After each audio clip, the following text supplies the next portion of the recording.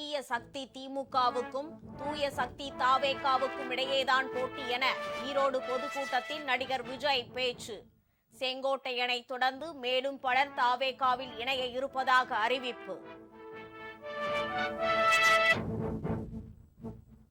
100 நாள் திட்டம் பெயர் மாற்றத்தை கண்டித்து எதிர்க்கட்சி எம்பிக்கள் நாடாளுமன்றத்தில் பேரணி.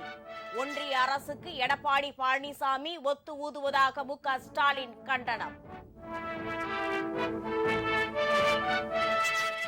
நடுவானில் பறந்த ஏர் இந்தியா விமானத்தில் திடீர் தொழில்நுட்ப கோளாறு காரணமாக கொச்சியில் அவசரமாக தரையிறக்கம். 160 பயணிகள் அதிர்ஷ்டவசமாக உயிர் தப்பினர்.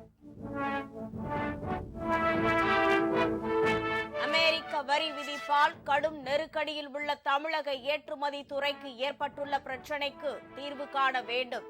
பிரதமருக்கு முதல்வர் ஸ்டாலின் கடிதம். சென்னை மற்றும் செங்கல்பட்டு மாவட்டங்களில் கடும் பனிமூட்டம். போதிய வெளிச்சமின்மை காரணமாக வாகனங்கள், புறநகர் மின்சார ரயில்கள் தாமதம்.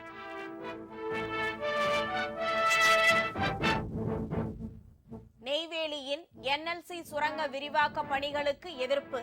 அளவீடு செய்ய எதிர்ப்பு தெரிவித்து கருப்பு கொடி கட்டி பொதுமக்கள் போராட்டம்.